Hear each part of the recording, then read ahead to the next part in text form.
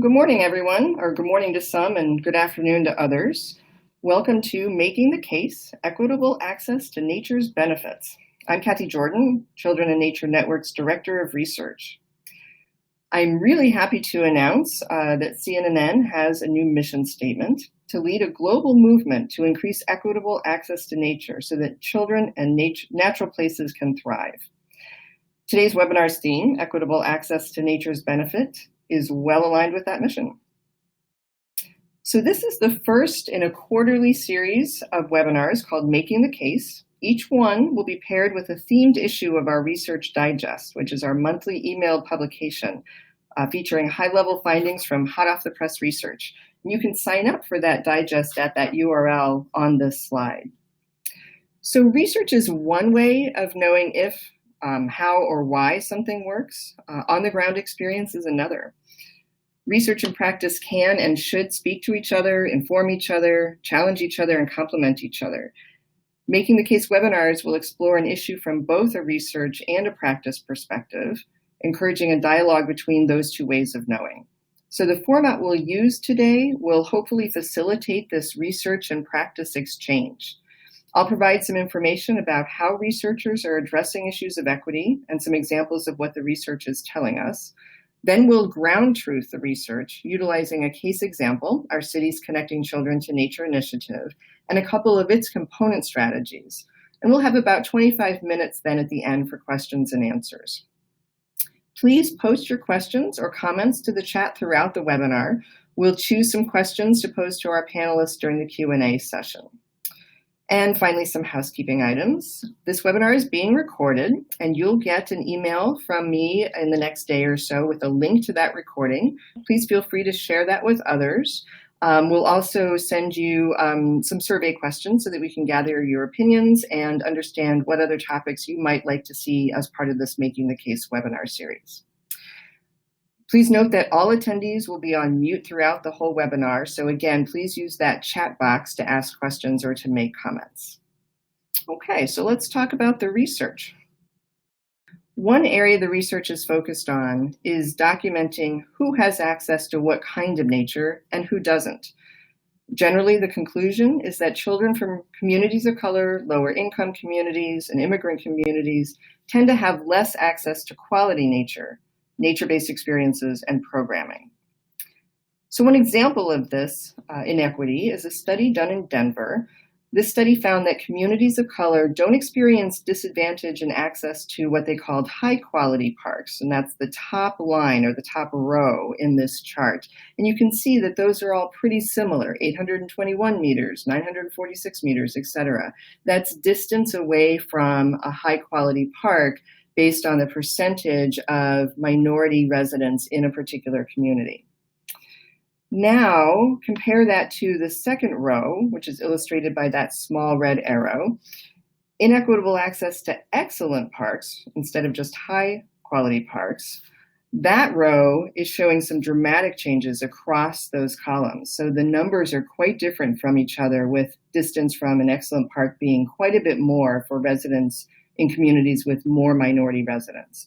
And that's problematic because these excellent parks, those are the ones that receive the highest levels of public investment, provide the most variety of healthy play options for kids and for youth.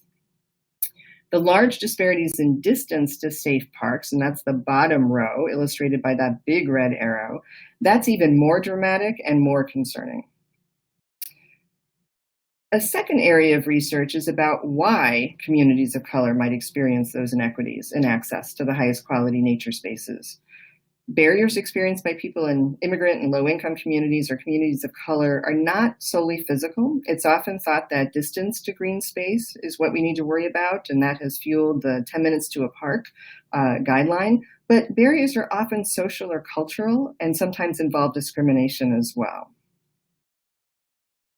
So studies in various parts of the world using very different approaches have documented a range of barriers. Approaches like community-level surveys can give an indication of the proportion of people with different characteristics that experience certain barriers. So, for example, there was a survey about park use in Minneapolis, where I live, and we have the top-ranked park system in the country. 94% of our residents live within that 10-minute walk of a park.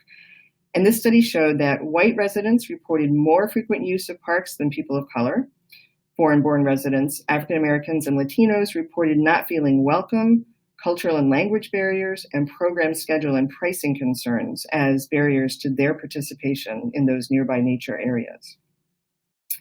Qualitative and ethnographic studies. Ethnographic studies are ones that use approaches like participant observation. Those kinds of studies can provide rich details about the barriers individuals face. So, for example, in one study that was actually a systematic review of ethnographic studies in the UK, one mother in Northern Ireland was noted to say, "Our kids can't use that park. Anytime they try to use it, they are stoned out." The third theme in the research is about why the inequities matter. So people from lower income or immigrant communities or communities of color tend to experience worse health and other outcomes than other groups. Access to nature can mitigate poor outcomes, but inequitable access to quality nature can contribute to those widening disparities.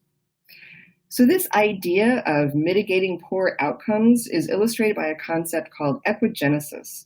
This is the idea that the environment can level up. Basically, the benefits of green space may be more pronounced for people from lower income communities, essentially reducing the disparities between the more and the less advantaged.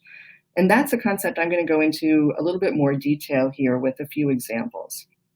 So data from over 20,000 urban adult residents in 34 countries found that socioeconomic inequality in mental well-being was narrower for people with better access to green space than people without access. So green space essentially narrowed the mental health disparities based on income. This equigenic effect is also seen for birth outcomes. Although there are some conflicting findings, several studies have shown that more greenness surrounding a pregnant woman's home, sometimes measured by satellite greenness measures or sometimes by tree counts or tree canopy, that predicts healthier birth weight. In particular, other birth outcome measures are less consistent, at least in some of the studies. But that effect tends to be strongest for babies of lower income mothers or mothers with lower levels of education. Again, greenness narrowed that disparity in outcome based on income. And equigenesis is also seen in the education realm. A study in Washington, D.C. of fifth graders, math, reading, and science standardized test scores found that overall students with access to gardens performed better, although there were some differences depending on whether you were looking at reading or math or science, and whether race or class was the variable being analyzed. But school gardens reduced the extent to which demographic variables predicted test scores. And the authors suggested that school gardens could contribute to more environmental equity in urban areas, and that could ultimately reduce achievement gaps based on race and class. And lastly, an emerging theme in the literature is related to interventions or programs. More and more interventions are happening in communities. Information about their impact is not as well represented in the scientific research, though, as it may be, for example, in evaluation reports that are posted on websites and things like that. But research is beginning to document the impact of these programs. So rather than give you some examples and highlight specific things that have been researched, I'm actually going to rely on our panelists who are going to give more information about some important case examples that Children in Nature Network is part of. Instead, now I want to focus on what researchers are saying that needs to happen to develop effective interventions that can increase equitable access and more equitable outcomes.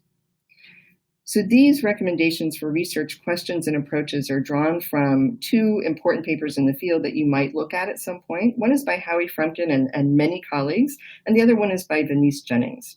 So collectively, they're suggesting that the following be done, or the following questions be asked. How does nature access vary by demographic variables in specific settings? We know that that's starting to happen. We've just talked about a few of those findings, but they're saying more needs to be done. We need to better understand that.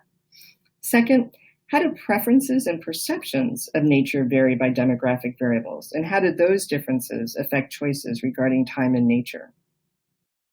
Third, what are the obstacles, both objective and subjective, physical and social and cultural, for example, to increasing nature contact for disadvantaged communities?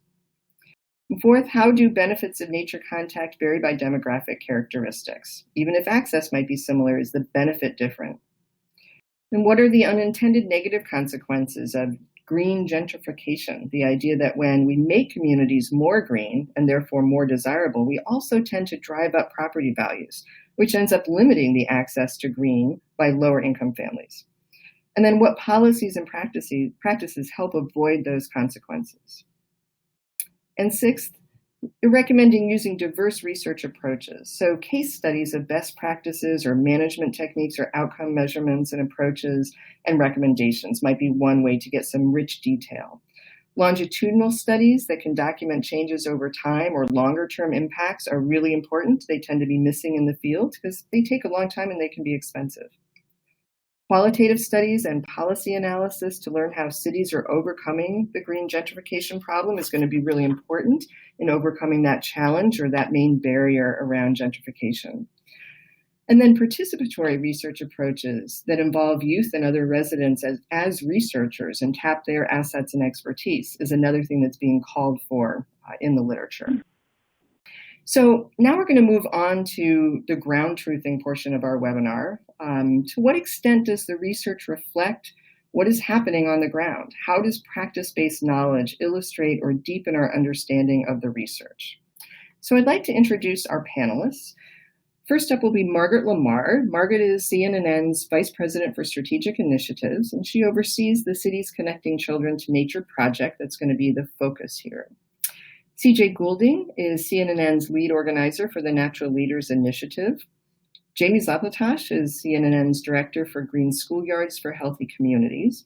And just so you know who's been talking at you this time, I'm Cathy Jordan. I'm director of research. And I'd also like to acknowledge Ruth Wilson, who's the research library curator and Research Digest writer. And I want to thank her for her assistance in preparing the webinar. So I'm going to turn it over to Margaret.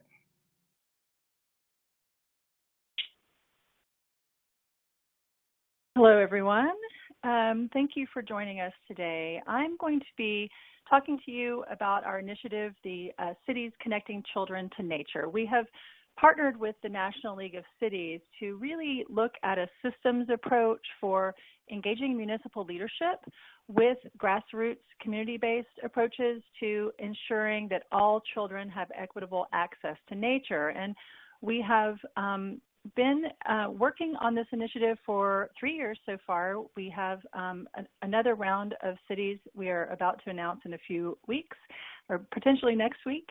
And our initial cities, you can see here on the map, we had 7 cities we worked with as pilot cities to really think about how that systems approach to addressing some of this research can hit the ground. So when we think about the objective barriers like distance and quality, and also those subjective issues like social and cultural issues that hit some of the communities of color and some of the low-income communities harder, we are eager to look at all of that systematically throughout the city to better understand how we might address inequities.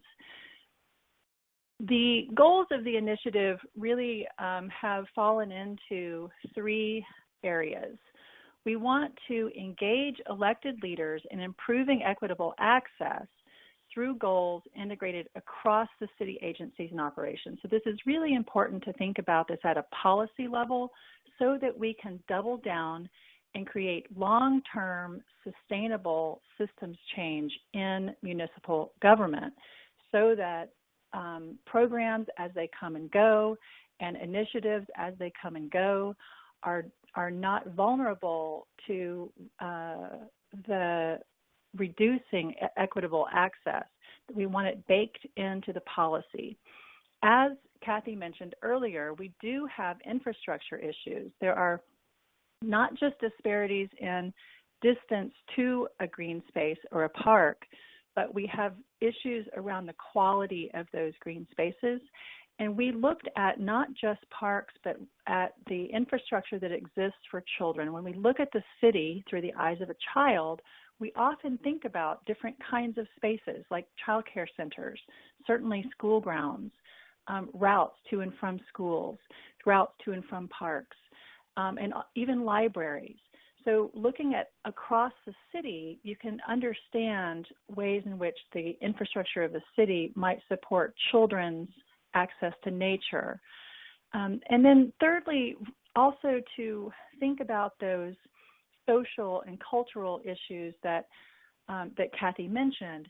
We want to think about experiences and programs that can better serve communities of color and better serve those low-income communities, so that those the infrastructure that exists, say there is a green space, if there is a park, we want to really make sure that communities of color and low-income communities are able to use those in a way that feels welcoming, open, and feels like they have a sense of belonging in those spaces.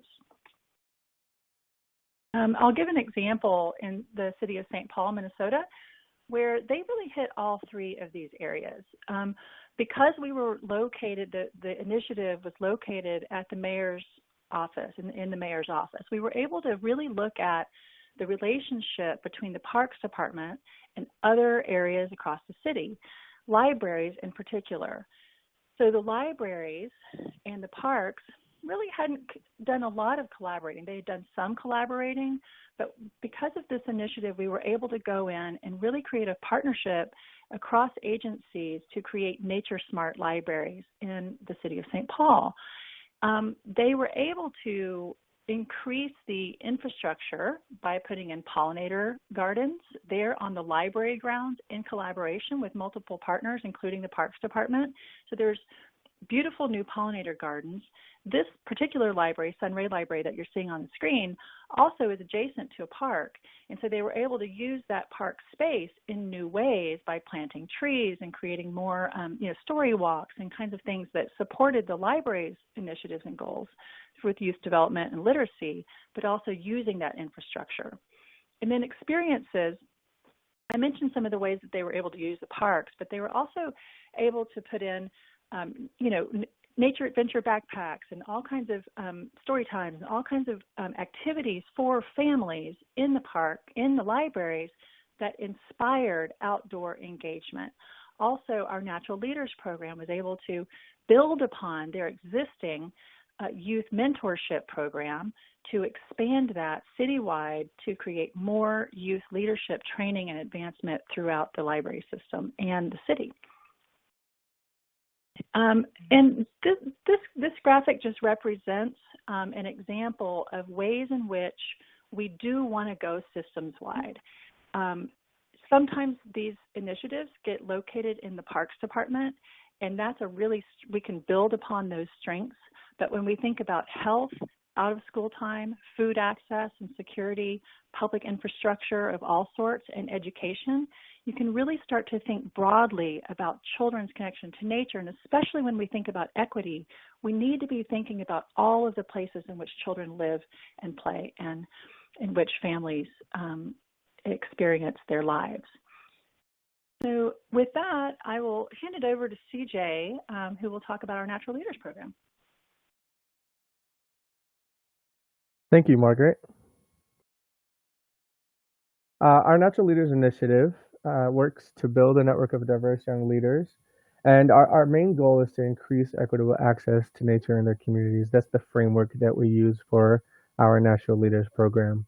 To do so, we provide training, ongoing support, and peer-to-peer mentoring for the network. And so not only a 3-day training that includes elements like leadership development, using a personal narrative for change, civic engagement, and community organizing, but supporting the leaders as they develop community action items upon returning home and supporting them in their connection with each other.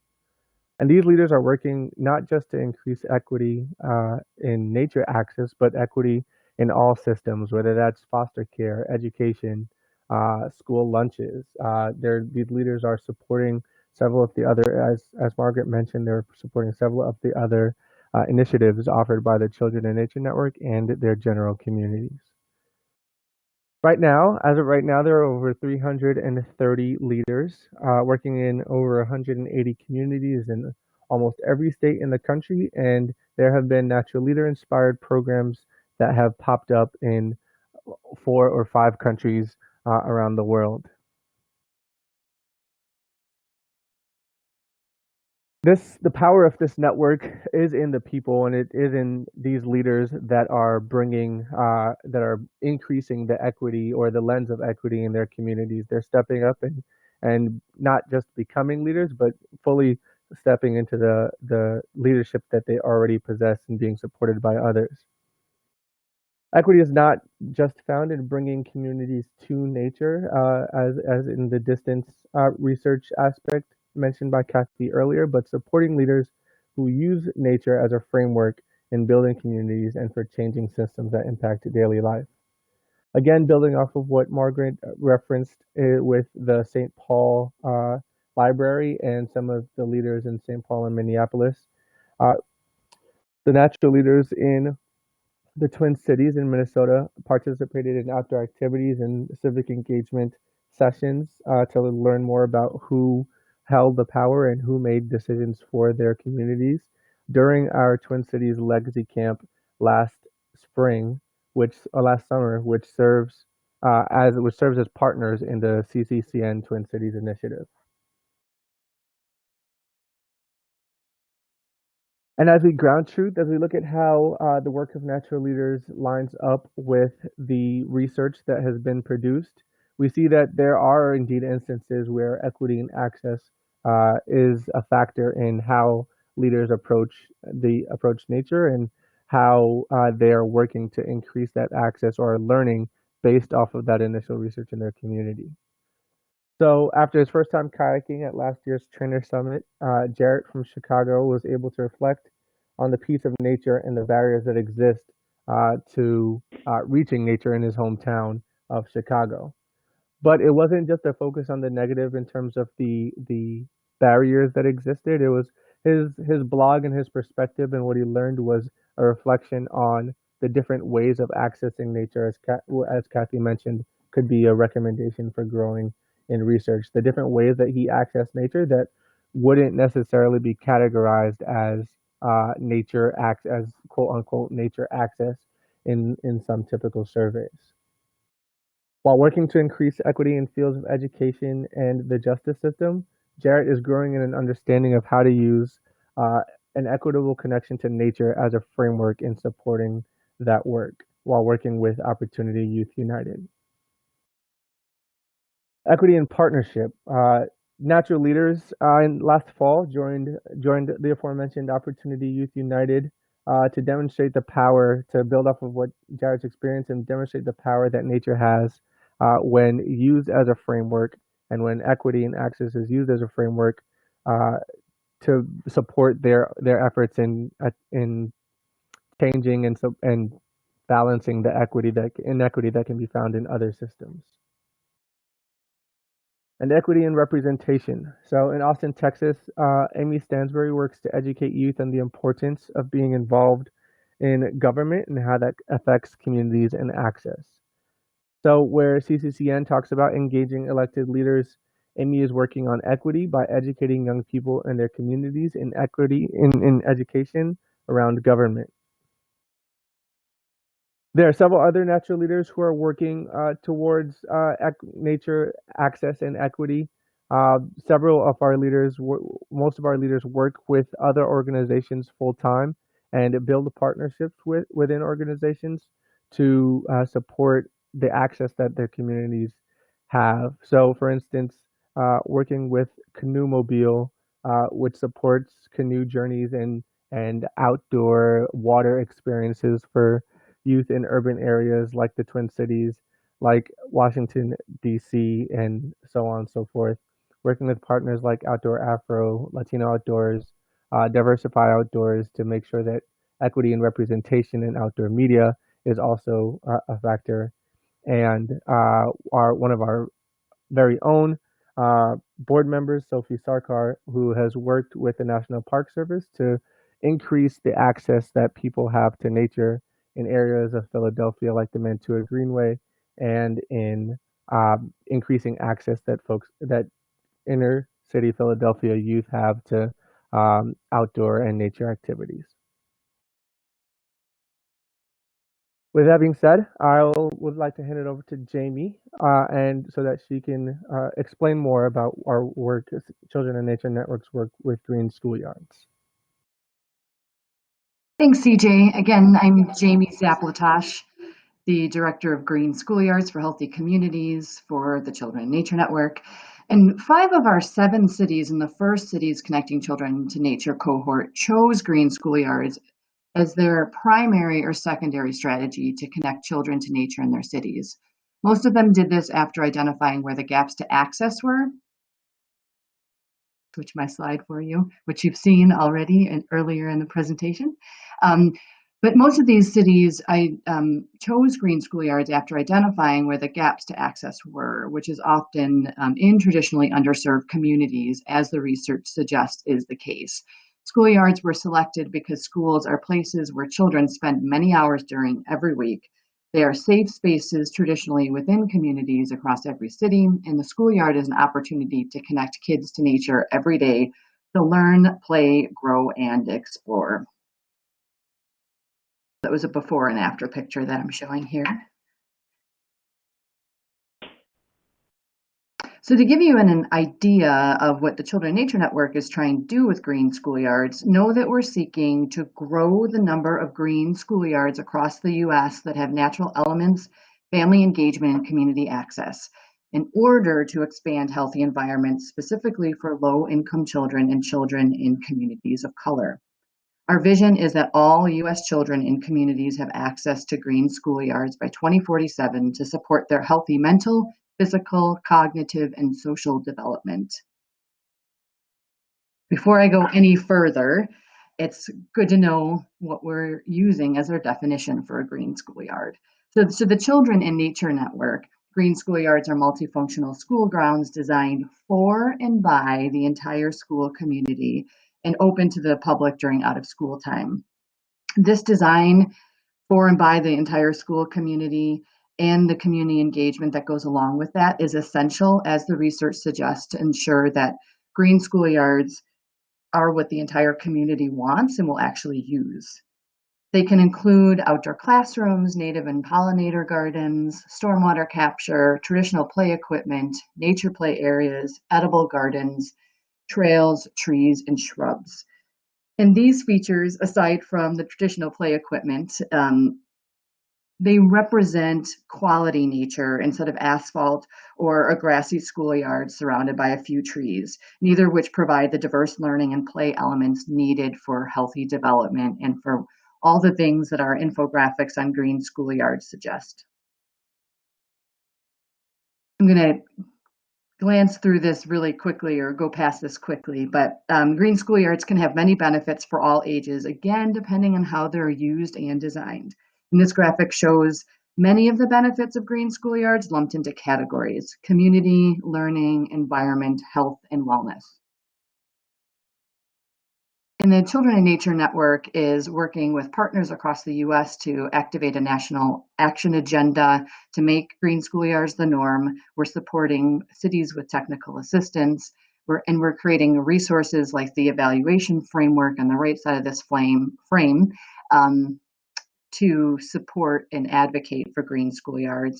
We also have a centralized resource hub for green schoolyards that's on our website that we can send the link to later in our follow-up email, where you can find all of the best practices and the step-by-step of how to develop a green schoolyard initiative in your city.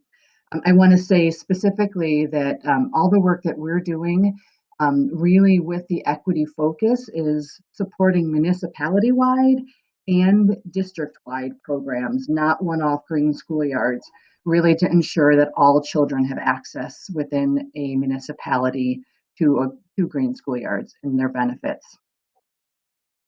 So Austin, Texas is going to be my framing for ground truthing of what the research is saying and how how cities have identified within our Cities Connecting Children to Nature cohort what schools they're going to work with, why green schoolyards. So as part of our CCCN initiative, Austin developed a citywide plan to increase equitable access to nature.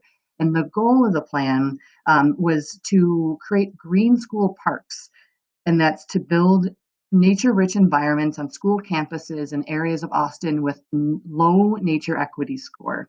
And these green school parks will serve as outdoor spaces for students, providing garden-based education and nature play on school grounds as a means of integrating nature experience into school curriculum.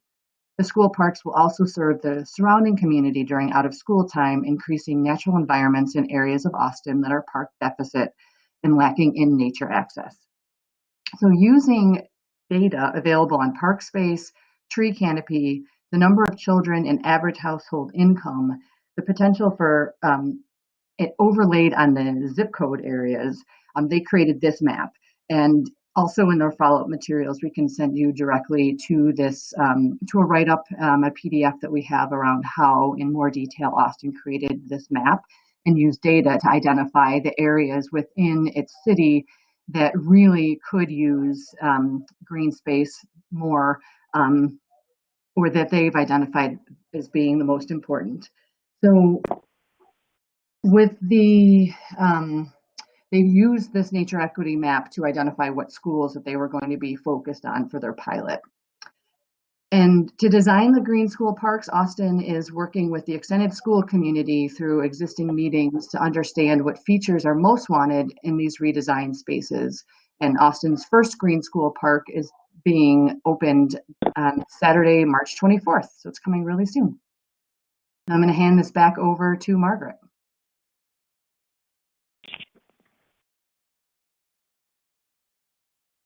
Thanks, Jamie. You know, I really appreciate all of the things that everyone has said. I think that the main thing that I want to underscore here is that the Children in Nature Network, among with all of our network partners and all of the participants in the movement, are really starting to turn our eye toward equity. We're asking the question of ourselves. We're looking at, in the Children in Nature Network certainly is doing a deep dive and looking in the mirror in our own organization in terms of how do we create equity within our organization, and how do we externally facing in our communities which we work with, and in the leadership that we foster, and in our convenings, and in all of our initiatives, how can we turn our attention in a very explicit, intentional way toward equity and diversity and inclusion. And those matter so much to not just our own organization's work, but to the larger collective work that we're all doing. I think that it seems that every room that I tend to walk into, and I know all of us have this experience, there's a committee, there's a new staff member, there's a question on the table. How can we be more equitably, how can we create more equitable access? How can we create more diversity? All of these questions are being raised collectively across the country, and I think it's going to take us being vulnerable, being intentional, and doubling down, not just saying how can we address all children, but how can we specifically target and focus on children of color and children from low-income communities to really put our attention, our investment of our time, energy, and resources in the children who have the least access. And thinking about it in these ways in which the research bears out that we have these issues around access that are not just physical. We often think of them as physical, but what we're hearing here today from the work that the natural leaders are doing and the community engagement processes that go into green schoolyards and the deep community engagement that we require with the Cities Connecting Children to Nature, all of those things are meant to get to the very fabric of the social and cultural issues that we know also exist to create that sense of belonging and that sense of connection and those experiences in nature. So I want to just underscore that and thank the panelists. And if you there are lots of questions here that I know we definitely want to get to, but I want to invite all of us participating in this webinar and who are going to listen to it later to really take this as one organization's example of how we are not just changing our mission statement with new language, but really baking in equity as a lens through which we're seeing all of our work. Thank you, Margaret. Some great questions are happening in the chat, and keep them coming. We'll try to keep up with them. Thank you also for sharing resources with each other. Someone will ask a question. Does anybody, do you know about such and such? And somebody will pipe in and say, yes, here's a resource for you. So thank you for doing that. So I'm going to pose a few questions to various members of our panel here, and we probably won't get to everybody's questions. One thing that I will mention is if you had a question that was very specific to a particular study, for example, you can contact me directly, and I can give you information. I'll try to sort of hit questions that are kind of a little bit more thematic.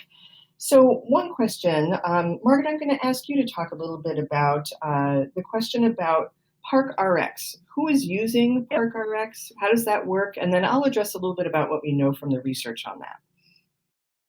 Sure, I can take that. So to frame that up, I do want to say that while we often talk about disparities and barriers to access, there are incredibly creative, innovative, and meaningful initiatives and systems change efforts happening across the country and the world. Park prescriptions is certainly one of those. It started as kind of an idea that Rich Louv had from the podium to say, hey, wouldn't it be crazy if all you doctors started prescribing nature? Mm-hmm. And then all of a sudden, here we are, and it's happening left and right. So there is a sweeping movement of park prescription programs popping up across the country and the world. And it manifests in a variety of ways. It might be a parks department that reaches out to a doctor, to a single doctor. It might be part of a program that is local. There are some emerging national initiatives like ParkRx America, led by Dr. Robert Zarr. And Dr. Zarr has done the research. I would say the state of the research is what I would call emerging, and certainly Cathy and Ruth can speak to that a little bit more. But I know that there are some robust studies starting to show up. We got one across our desk this week from Dr. Nushin Razani at UCSF Benioff Children's Hospital in Oakland. She was a PI with some other researchers where they demonstrated stress reduction among low-income parents who were part of their SHINE program. And that was a randomized trial. So we're starting to see really robust research showing up in this park prescription space more than ever. Thanks, Margaret. I think you pointed to something that I'm just going to highlight from the research perspective, which is starting to show up. So yes, there is research that is starting to get published on this, but it's very much emergent. There are no real conclusions yet coming from that research on park prescriptions or similar sorts of programs, but there are articles that are starting to appear that are describing those programs and that are looking at the user experience and that sort of thing. There's not a lot yet that really is showing us whether or not they quote unquote work in some way in terms of longer term outcomes. So that's an important area for the research. So there's been a few series of questions that are about more information about particular programs. And CJ, I'm going to ask you to provide a little bit more detail about natural leaders. Some questions that have been coming up around that are, things like, how do you find out where there are natural leaders? How do you know if there's a natural leader in your community? And then how do agencies or organizations partner with natural leaders? How can you get natural leaders to come work with you? And then there was a specific question about getting access to Jarrett's blog. And just for folks to know, that answer was posted in the chat, so you can look back at that one. So CJ, can you give us a little bit more information about how that Natural Leaders program works on the ground and how you find out where your natural leaders are? Sure. As of currently, we operate under a regional model where we hold trainings that are anywhere from 3 to 5 days long, in partnership with levels with community organizations. So, using the Twin Cities Legacy Camp training as a point of reference, that training was done in partnership with St. Paul Public Library. And a mentoring program that was run out of there. It was done in partnership with the YMCA, the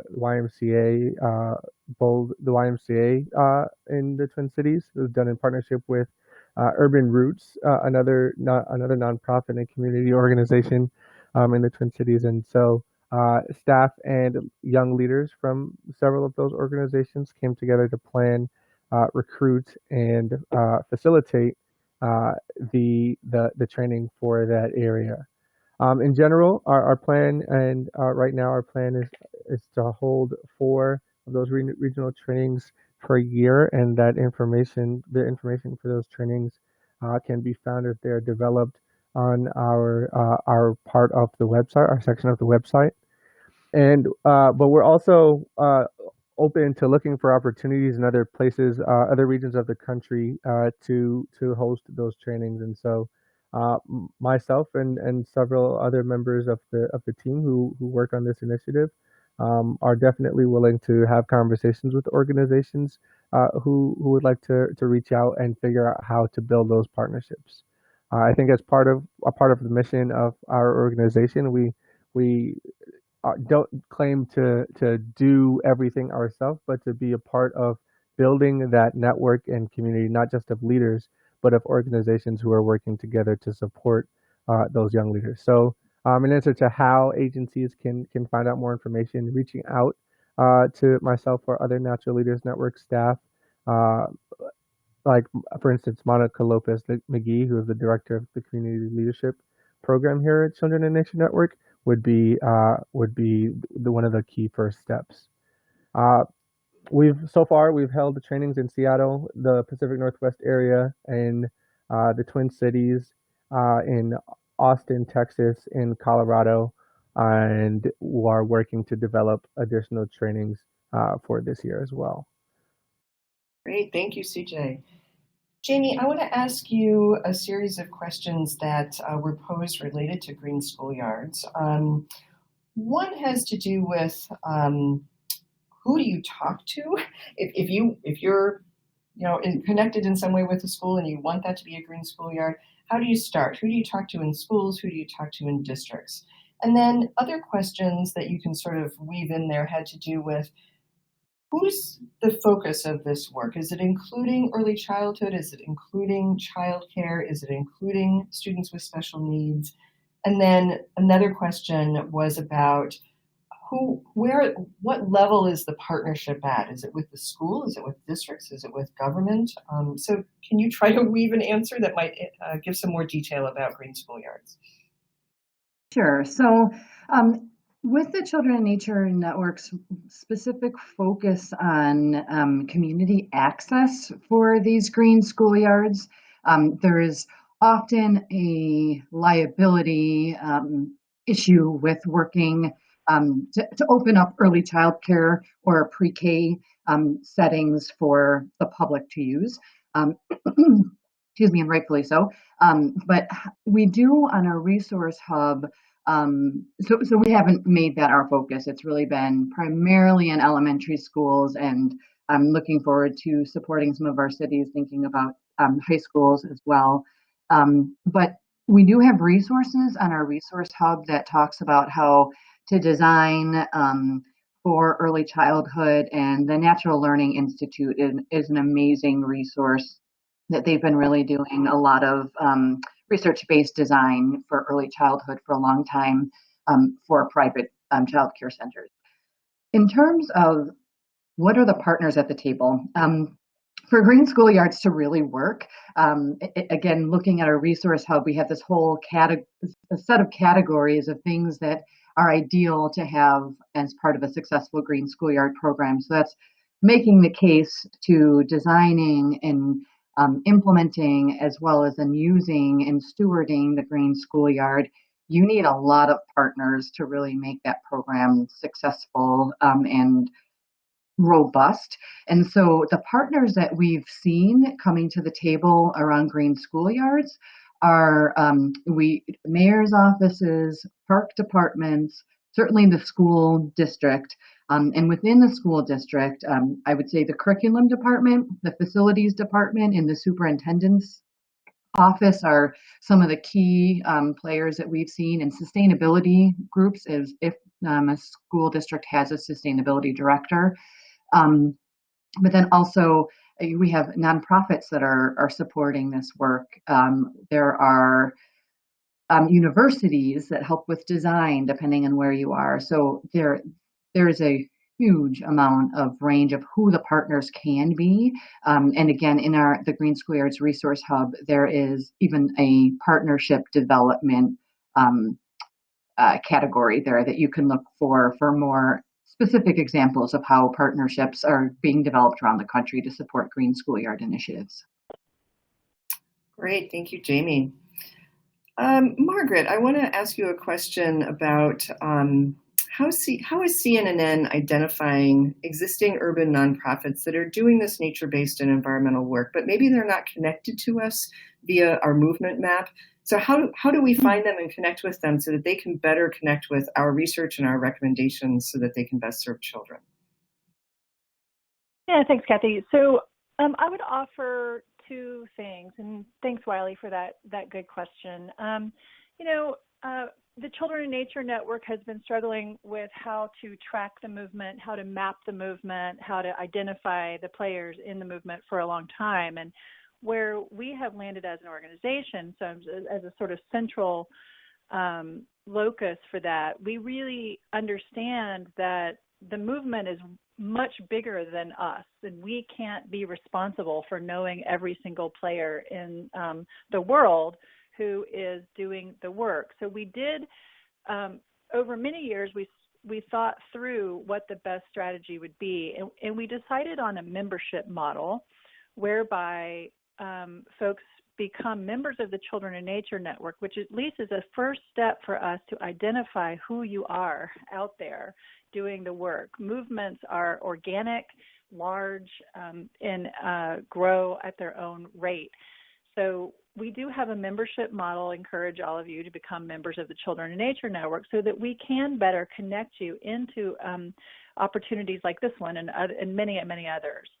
So that's one option. The other thing that I would say is that really happens at the local level.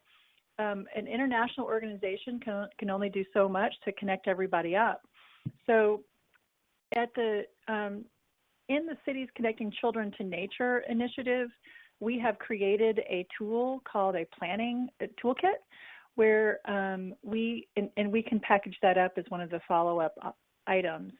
But the planning tools allow for local, any kind of constituent really. It's meant for municipal government and their community partners to start to map what are the policies that are relevant to children in nature across the board. Who are the partners, all the different types of partners who might be relevant, different city agencies, and all the ways in which we can help you map your assets at the local level, including those nonprofits. That is a toolkit that we have that you can start to use as you convene people around this topic of children in nature. And that lives on our website under the Cities Connecting Children to Nature Resource Hub. Great, thank you, Margaret. Jaime, there's a question from Kate. Can you provide examples or resources for how to best integrate green schoolyards with classroom curriculum and school districts' learning outcomes? Are there good models from around the country that demonstrate how this is happening so that the space is integrated into curriculum and that teachers are using the spaces for learning? So I will send a direct link again to one of the categories within the Green Schoolyards Resource Hub that is focused on curriculum. And so there are a lot of great resources there. I know Bill Kilburn just shared some of the work that he's been doing, his organization's been doing in Canada, which is really amazing. I will say one of the best models we've seen here in the US is Real School Gardens. They really focused on taking learning outside, and that's their big focus. They will also be rebranding their name because it's not just focus on greens or school gardens, but they really want to make sure that teachers feel comfortable and have the right setup to bring a class outside for teaching any subject. So outdoor classroom seating areas, a whiteboard, covered areas so that no one's distracted from the sun. So that's part of their physical parts of what they support, but they do a 3-year program supporting any school that they work with. That's an all-staff training and starts out with the design of the new space and making sure it meets the teachers' needs as well as the students and communities. But then they really do a lot of modeling and mentoring of teachers to support learning outside, and the research that they found on their own program about teacher retention and job satisfaction, and not to mention the academic success of real world learning and hands-on learning has been pretty amazing. Great, thank you, Jaime. Margaret, I want to go back to you and ask a question and follow up to your brief statement about the work that Children in Nature Network is doing as an organization around diversity, equity, and inclusion. Can you give a little bit more of a sense for our listeners about how we as an organization are taking these issues seriously? Sure. And as I do that, I'm representing the whole organization because it has really been an organization-wide effort, which has been led by so many of us. So, as the Children in Nature, and I'll go back to the context a little bit, that as we think about the movement, we've always been about all children. And in that is implied that equity is a really important component of that for us. When it came time for us to look at our vision, look at our mission, look at our values as a staff, and how we want to portray that and how we want to grow the movement as a whole, we understood at that point, and we took a pause and we said, you know what, implying equity is not the same as saying it out loud in our mission statement. So that is what we did, is we articulated it in our mission statement.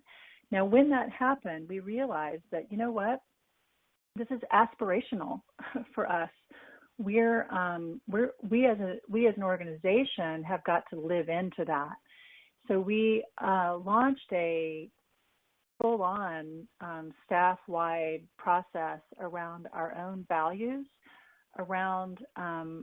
and we hired some external consultants and continue to do that to help us look at our own staff values, look at the diversity that lives among us, both linguistic. How many countries have we been to? What are our definitions of diversity, equity, and inclusion? And CJ on the webinar did a fabulous job of curating all of that input into something that we could look at. And so we are in process, I would say, even as we launch our conference in a new 2-year model with a leadership summit 1 year and a conference the next. We're eager to be really inclusive, and really put equity at the center. And we have a lot of questions about how to do that. So we are seeking external support for that with some wonderful partners.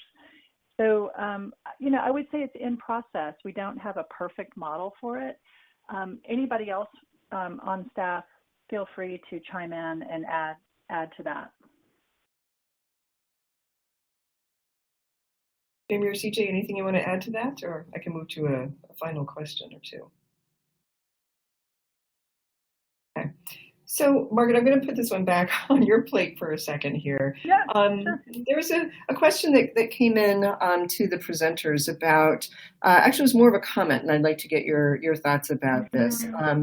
Our listener was talking about the need to educate funders and how can we help them understand the need for equity to be a focus in this work that comes through the funding strategy.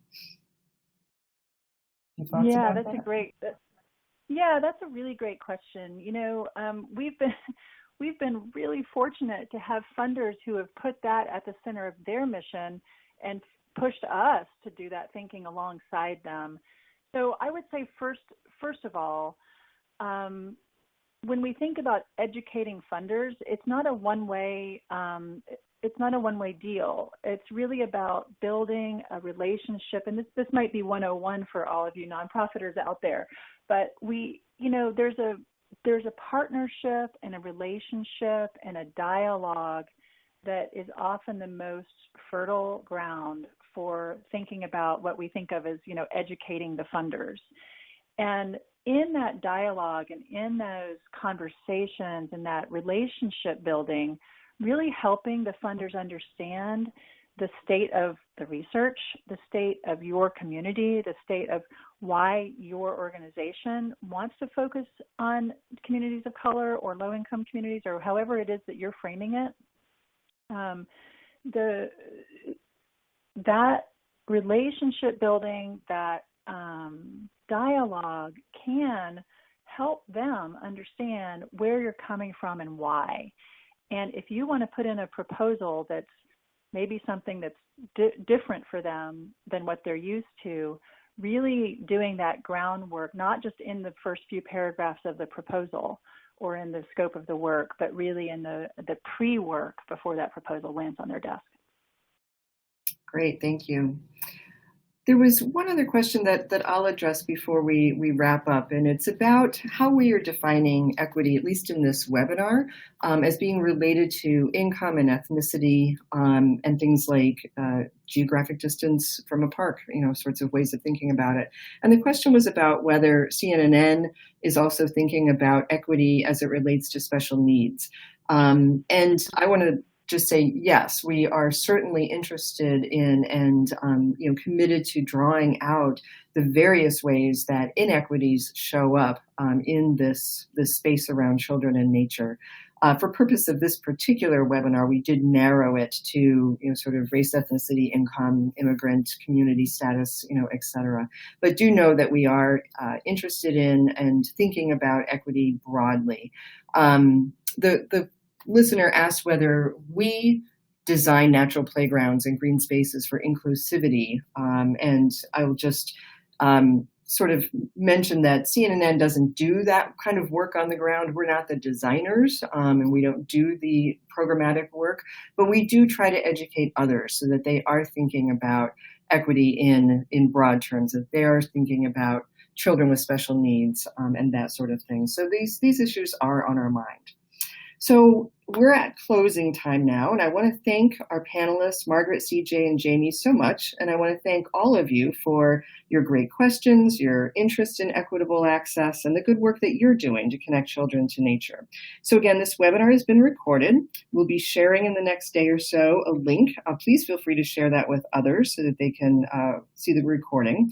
I'll also be sending out an email that includes some resources directing you to our website, our resource hubs, things like that. And with that, I'd just like to wish everybody a happy spring. Thank you so much. Goodbye.